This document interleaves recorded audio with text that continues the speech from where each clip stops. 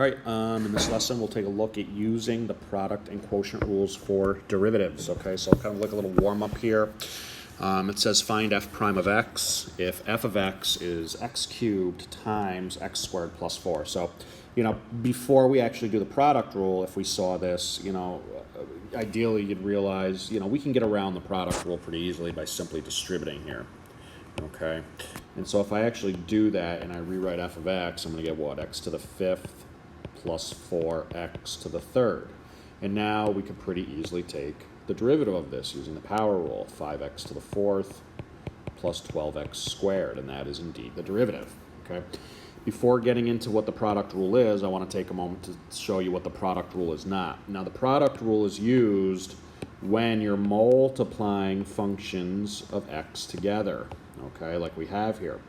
But it's not going to be the derivative of the first piece, which in this case would be 3x squared, times the derivative of the second piece, which in this case would be 2x. And if we multiply that together, we get what? 6x cubed. Well, that's really, really different than what we got over here, which is the correct derivative. Okay, so that's clearly not it. So like it says here, it says the derivative of a product is not equal to the product of the derivatives. To take the derivative of product, we don't simply take the derivative of each part and multiply them together. It doesn't work that way, okay? So the way it does work, I have two notations here for you. The first one in black and pink is function notation. Suppose h of x is the product of two functions, f of x times g of x. Then the derivative of h is given by f prime of x times g of x plus f of x times g prime of x.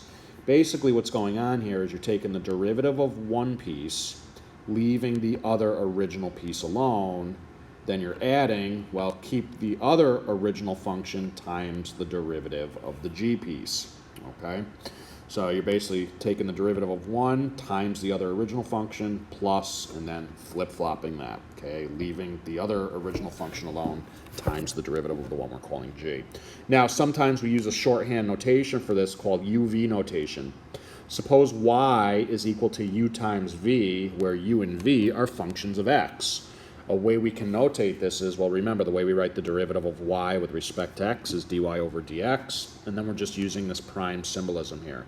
Derivative of u times original v plus derivative of v times the original u.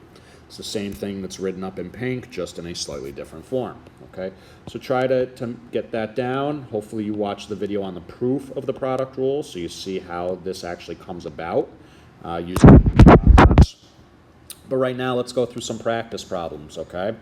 And we'll start off with the warm-up, but this time we'll use the product rule to get through it. And just to show you this UV symbolism, look, you're realizing you're multiplying functions of x. I'm going to call the first one u, the second one v.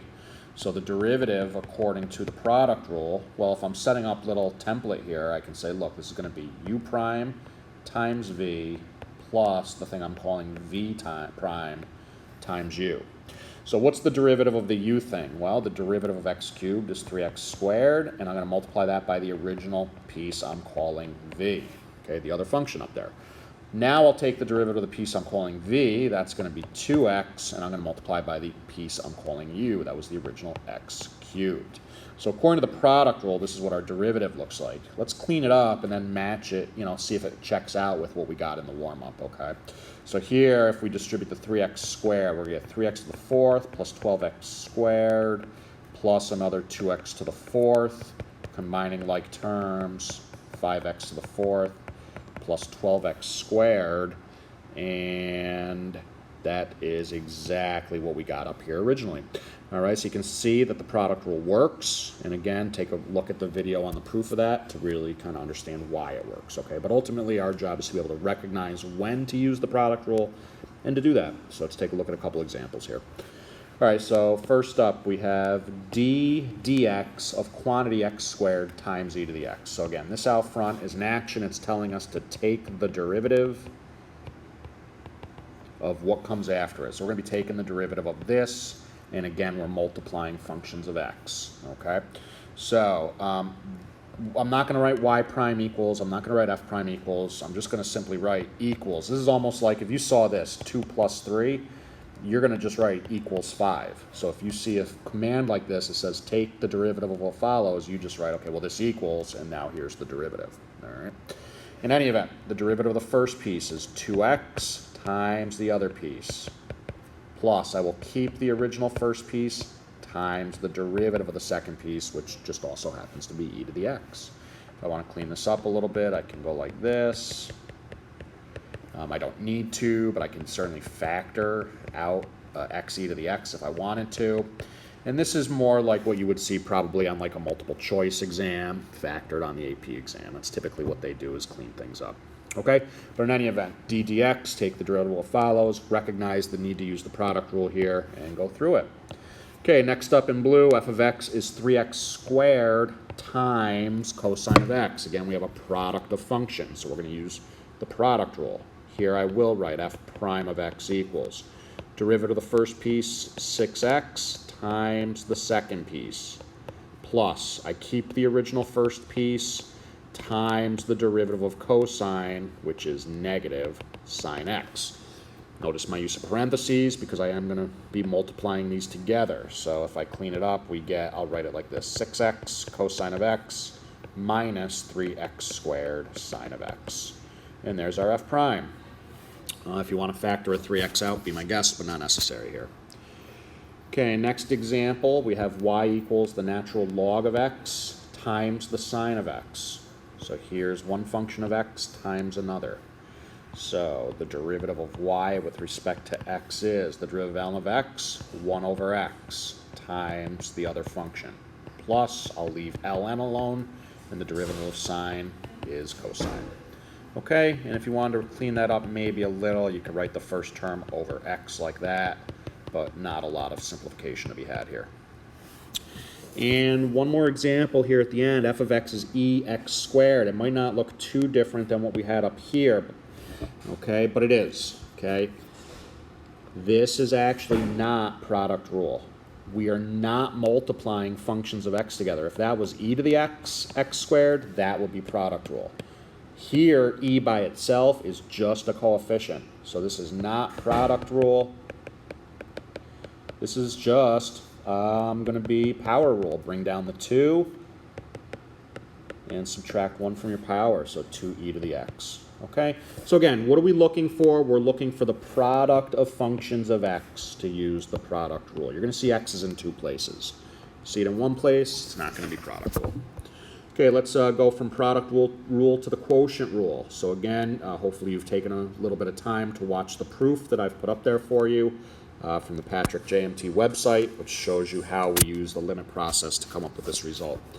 So as you saw, if h of x is a quotient, a function over another function, in this case f of x over g of x, to take the derivative, we take the derivative of the top function first, times the original bottom function, minus the derivative of the bottom function times the top function, all over the original bottom function squared.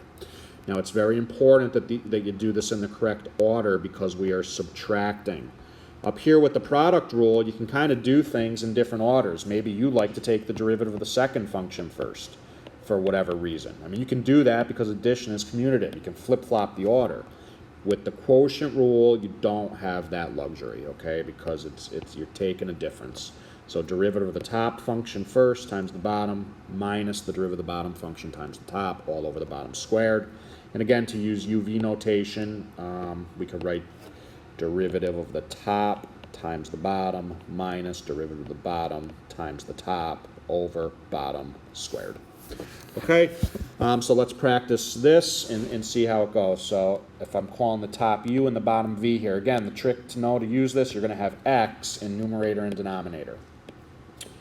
So following the rule, okay, the derivative of the top, u prime, well, the derivative of that's just going to be 2 times the entire bottom, which I got to wrap up in a parenthesis because it's multiple terms, minus the derivative of the bottom is just 5 times the entire top, all over the original denominator squared. And now we typically are going to clean up the numerator a little bit and see if we can simplify any further, okay? What you don't want to do, don't make a careless algebraic mistake. That doesn't happen here because to cancel, you would have to have a 5x minus 1 in every term. It's not here. It's not like we can factor it out to cancel, okay? So don't do that. I've seen students do that. Just clean up the numerator. In this case, we'll distribute. So we're looking at 10x minus 2 minus 10x minus 15 over the denominator squared. Cleaning up the numerator, we end up with negative 17 over this quantity squared. And again, hopefully that looks familiar for some of the stuff you practiced in pre-calc last year, and there's your quotient rule. Okay, and now that we know the quotient rule and we know the derivative of sine and the derivative of cosine, we can couple these ideas now to come up with the derivatives of the 4 remaining trig functions, okay? So right now what we're going to do is we're going to use quotient rule to figure out what these derivatives are, and then we'll kind of clean it up at the end here, okay? So let's see how this works. So f of x is tan x. Our job is to figure out what is the derivative of the tangent function. Well, how can we rewrite tangent as a quotient? Hopefully you're thinking sine of x over cosine of x. So now let's go through our quotient rule. So f prime of x here, the derivative of the top is cosine of x, times the bottom, which is also cosine of x, minus. The derivative of the bottom is negative sine x, times the top, which is itself sine x, all over the denominator squared. Okay? Now let's clean this up a bit. Now look, up here we've got cosine x times cosine of x. So that's cosine of x squared. And the way we can show a trig function raised to a power, I showed it like that in the denominator, the whole thing squared. Sometimes it's going to be written like this. If the exponent is above the trig function, that means you're squaring the entire thing. Okay, so look, just kind of a note on the side. Cosine of x whole thing squared is going to be written like this. Cosine of x squared, if that was in the cosine function, that would look like this. All right, so just be careful of the little subtleties in the notation. That might take a little getting used to, okay? But anyways, back to the problem here. We have cosine squared. We've got a double negative, so plus, and then we've got a sine squared. And on the denominator, I've again got a cosine squared. I'll write it like that. Now think about this. We can clean this up a little bit because what do we have in the numerator? What's cosine squared x cosine squared x for all x? 1. So we get back 1 over cosine squared x for the derivative of the tangent function. And we could even clean this up a little bit more. What's 1 over cosine? Secant. So what's 1 over cosine squared? Secant squared x. And we now have just shown that the derivative of tangent is secant squared x. And that's now something we're going to want to know and be able to use without having to go through this process. So ultimately, you're going to want to know these derivatives, okay? Let's go through the cosecant, secant, and cotangent functions as well. So, if we want to find the derivative of cosecant x, we can rewrite this as 1 over sine of x. That's what the cosecant function is. The top is my u, the bottom is my v. Let's take a look at the derivative. The derivative of the top, well, that's a constant. So the derivative of any constant's what? 0 times the bottom, sine of x. Minus the derivative of the bottom is cosine of x times the top, which is the number 1 here, all over the denominator squared. So again, let's clean this up. Well, 0 times sine is 0, and then I have negative cosine times 1. So I have negative cosine of x over sine squared of x. And that's more or less what the derivative of cosecant is, but we're going to clean this up a little bit. In fact, I'm going to rewrite this as negative cosine over sine times 1 over sine. And you can take a moment to verify that if we multiplied that back together, I indeed have negative cosine over sine squared. But the reason I'm doing that is because, well, I can rewrite this as what? What's cosine over sine? That's cotangent, so we have negative cotangent x, and 1 over sine is cosecant x. And this is probably the nicest way we can write the derivative of cosecant. So the derivative of cosecant x is negative cotangent x, cosecant x. Again, something you want to put a little time in to study. Next up, the secant function, similar process. If you feel confident, pause this, try to do it yourself, and see if you get the same thing I do. If not, stick along with me here. Rewrite it as 1 over cosine, and you'll see this one plays out pretty similarly to the last one. Derivative of the top, well, the top was constant, so the derivative of the top is 0 times the bottom. Derivative of the bottom is negative sine times the 1 on top over bottom squared. Take a moment to clean it up. We're going to get positive sine over cosine squared this time. I'm going to write this as sine x over cos x times 1 over cos x, so that I can rewrite this as tan x times secant of x. And there's the derivative of the secant function. Last but not least, the cotangent function. This should be pretty similar to what we saw for tan, except now it's cosine over sine to begin.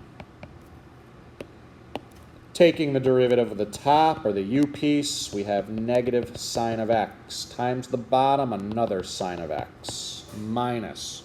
Taking the derivative of the v piece, or the bottom, we're going to have cos x times the top, which is another cos x, all over the bottom squared.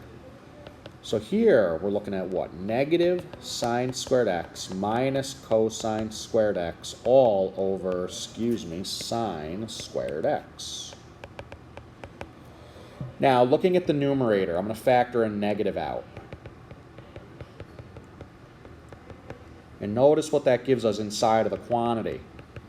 Okay, basically we've got back the number 1 in here. So now the numerator becomes negative 1 over sine squared x.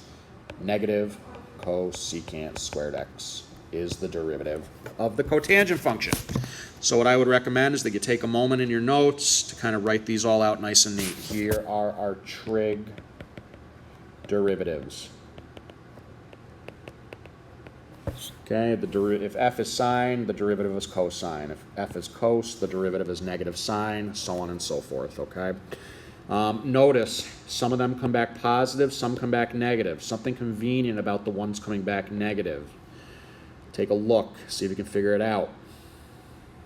Notice the function they come from. It's a co-function. Cosine, cosecant, cotangent. All those co-functions, as they're called, the ones that start with the letter C, happen to be the ones who have the negative derivatives. So noticing little things like that can help you to memorize them, okay? Now let's just do some more example problems with our time in an effort to really try to get this stuff down, okay? Here's a function notation problem for the product rule. These are common on the multiple choice section of the AP exam. We have a list of values up here. F of 2 is 3, F prime of 2 is 4, G of 2 is negative 2, and G prime of 2 is 5. In part A, let h of x equal f of x times g of x. Find h prime of 2. So look, what we need to realize is that, look, we want the derivative of this h function, but h is a product. So to take the derivative, we're using the product rule. And I'm going to do this in function notation just like I have up above. Look, if I want the derivative of h, it's going to be the derivative of the first piece. So f prime of x times the other function, plus the derivative of the second function, g prime of x, times the first function. I just write that out. Now I want h prime of 2. So what you got to get used to is if you want h prime of a number, we're basically finding the slope of this function at 2. Always take the derivative first, then go ahead and replace x with the number. So now I'm going to replace x with 2. So f prime of 2, g of 2, plus g prime of 2, f of 2 is what we're after. And now I can sub in my values from above. It looks like f prime was 4, g of 2 was negative 2, g prime is 5, and f of 2 is 3. And assuming I've done this correctly, it looks like we're getting back 7. So the slope of this function, this h function at 2, would be a slope of 7. Okay, but again, it was a product rule problem, just in function notation. Here's the similar type quotient rule using function notation. Same idea. If I want to take the derivative of this p function, which is f of x divided by g of x, I got to realize I'm using quotient rule because it is a quotient. P prime of x equals the derivative of the top, I'll write as f prime, times the original bottom g, minus the derivative of the bottom, I'll write that as g prime, times the original top function, all over the bottom function squared. Now I can plug 2 in for x.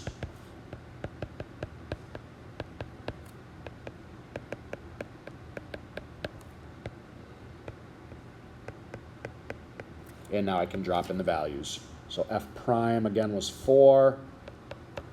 G of 2 was -2. G prime was 5. F of 2 was 3. And G of 2 again was -2. And we're squaring that. So we're going to get -8 minus 15 over 4 is -23/4 in this case. Okay, a couple more practice problems. Taking the derivatives here. Y is ln of x times tan of x. We're going to find dy dx, the derivative. And again, we're multiplying functions with x. Product rule it is. Dy dx equals derivative of ln of x is 1 over x times the other function plus leave ln of x alone times the derivative of tangent. And now, since we've gone through that exercise, we're not going to work hard for this. We just want to know what it is, the derivative of tangent like we saw before, secant squared x. Okay, so it'll take a little time, but you want to get those down. Okay, and that's fine. We don't have to clean that up any more than that. Next up, we have f of x is secant of x over e to the x. Well, we have x's in the numerator and denominator. This is going to be quotient rule. So f prime, the derivative of the top. Well, what did we see? The derivative of the secant function was what? Secant x tan x, or tan x secant x, whichever way you want to write that. Times the bottom, minus the derivative of e to the x is e to the x times the top, all over the bottom squared. This we can clean up a little bit. Power to a power, you can multiply those if you want to write that as e to the 2x. I can factor in e to the x secant x out of the numerator. And I can actually cancel out 1 power of e to the x from top and bottom. So in simplifying, we're going to get secant of x times tangent of x minus 1 over just e to the x. Remember, we had e to the x times e to the x down here. It was squared. I canceled one of them away. Okay, but there's that. And now let's have a little fun. Suppose y equals u times v divided by w, where u, v, and w are all functions of x. Let's find y prime. Let's find the derivative here, called dy dx if we wanted to. Okay, well look, certainly it's a quotient. We've got stuff in the numerator and denominator, but what do we have going on in the numerator? A product in and of itself. So this is actually product and quotient. Let's see how this works. So let's think of it as the quotient rule. What do we do first for the quotient rule? We take the derivative of the top. So we're going to start by taking the derivative of that. And in doing so, this is where we employ the product rule. So we have a product. So the derivative of u times v. All right, so the derivative of u prime times v plus the derivative of v prime times u. There's the derivative of the top. And the fact that we're doing the quotient rule with it, we're going to do what? The derivative of the top times the bottom function w. Minus. That's like the first half of the numerator of the quotient rule. Derivative of the top, that was the product rule, times the bottom. Minus. Derivative of the bottom, that's easier here. That's just w prime times the top, uv. All over the bottom squared. And you could distribute a w if you really wanted to, but that's not going to simplify, and that's the end result here. Okay, folks? And so that's all I have for this lesson on product and quotient rule. Hopefully you watch the proofs, and now hopefully you can go in and attempt those problems. And as